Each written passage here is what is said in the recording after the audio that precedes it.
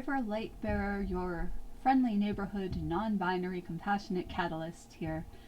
And I wanted to talk a little bit today about ethics in practicing, in my case, practicing channeling, but really practicing any type of metaphysical or spiritually based thing.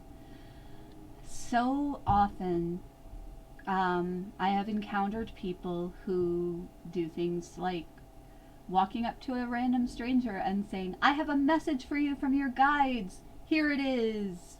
And blah. Or, oh, you don't look well. Let me send you some Reiki. Here you go.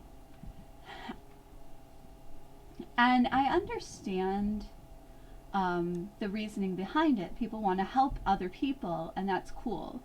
And if you're feeling nudged by your guides to do something, then you want to jump on it because your guides probably know more than you do, and you want to kind of follow along with what they're suggesting. But ethically, if you are delivering a message from guides, delivering a message from a dead loved one, pulling a card, sending energy healing, if you're doing any of that without the consent of the recipient, you are behaving unethically. Behaving ethically as a practitioner means, among other things, getting consent. It doesn't matter how spiritually advanced you are or think you are. It doesn't matter whether the message is coming from your intuition or your guides or a dead person or a card. If you are not obtaining verbal consent from the conscious human in front of you or on the other end of the phone or whatever, then you are behaving unethically. Consent matters in many things, including spiritually based practices. If you are choosing to deliver a message, do energy healing, or whatever it is that you do, if you're choosing to do that without obtaining the consent of the recipient, you are lowering your own vibration and theirs, because they're not going to receive what you're actually trying to give them because they haven't consented to receive it. And by acting in an unethical manner, you are affecting your own energy, which is lowering your energetic vibration. It doesn't take a whole lot of time or effort to say something like, hey, I have a message for you from your late grandmother. Do you want to hear it? And then wait for them to say, sure, I'd love to hear it, and then tell them. Or wait for them to say, no, I really don't want to hear it, and say, okay, I will move on now. Instead of being pushy like some people get. I've been on the receiving end of saying, no, thank you, I would really rather you not send me Reiki, because Reiki has not been effective for me in the past, and I prefer to deal with the modality of energy healing that I know works for me. And instead of accepting no for an answer, the practitioner that I was dealing with was like, oh, well, you just haven't had Reiki from me. I know what I'm doing. You need to let me send you Reiki. You just don't want to get better if you don't let me send you Reiki. That's even more unethical than not asking for consent in the first place. Ask for consent. Consent. Ask for my mouth to be able to wrap itself around that word. Ask for consent before you do anything for another person. Whether it's a reading, whether it's energy healing, whether it's a message from your guides or theirs or some entity that's pretending to be one of them. Ask for consent and accept no for an answer if that is the answer you get. If you ask to do something for another person and they say, no, I don't want that, it's not a personal attack on you. It's not an attack on whatever it is you do. It's just that the person doesn't want it and they have the right to say no. And if you excuse me, if you get pushy about it, you're not being of service. Getting pushy when somebody says no is not being of service. Even though some of the practitioners I've seen who do that say, well, I just want to be of service and they're not letting me be of service, so I have to make them let me be of service. It's like, no, that's not how that works. Being of service to others means giving them what they say they need, not giving them what you think they need.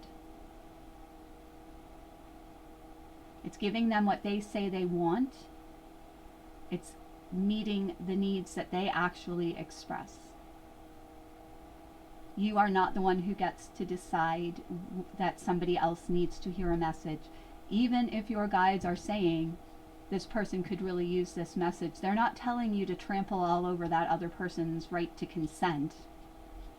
A genuine guide won't do that. If your guides are telling you to trample over somebody's consent, you may want to consider that they might not be genuine guides.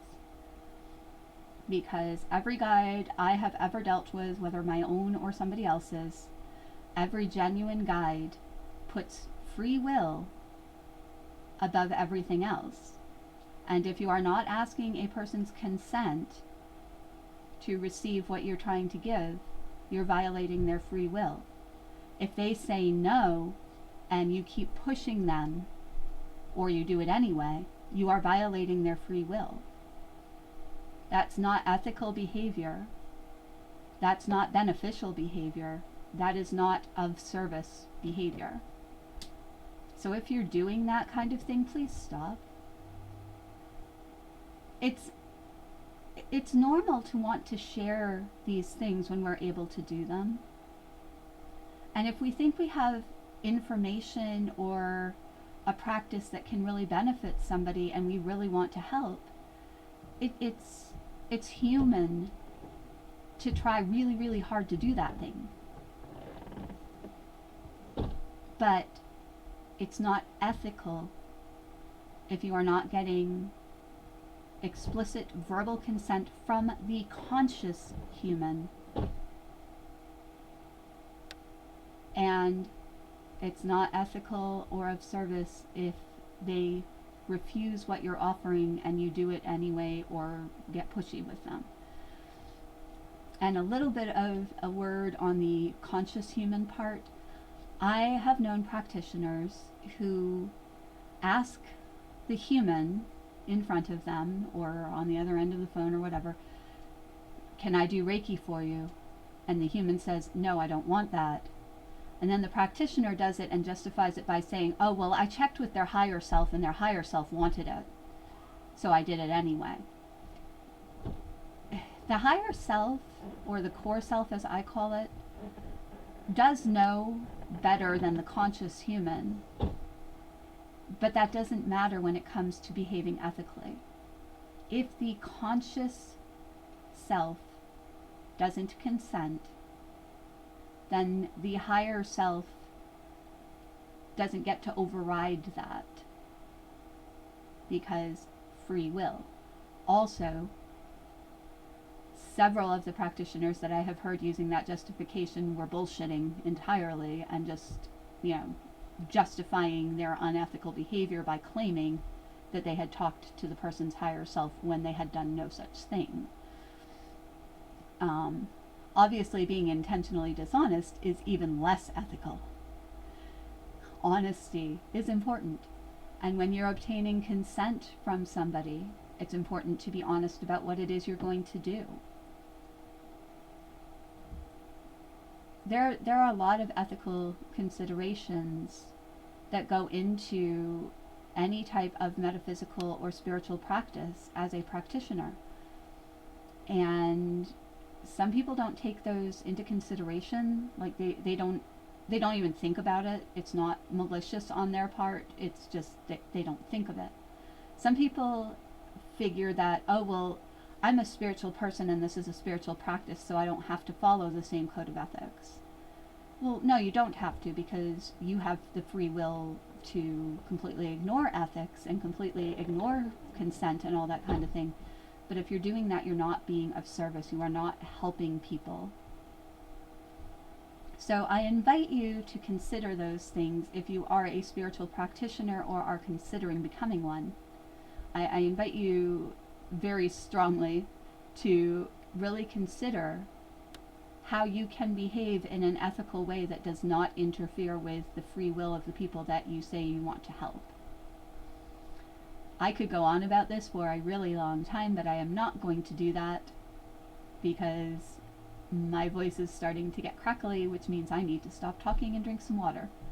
But if you have any questions, if you have thoughts about this topic, please leave a comment below. If you want to hear more about ethics, channeling, or any of the other stuff I talk about, please subscribe to the channel. I post videos currently every other Monday. That may change in the future, who knows. But right now I'm posting videos every other Monday. And so if you want to see them, subscribe to the channel. If you have thoughts or questions, leave them in the comments. And yeah, that's it for now. Take care.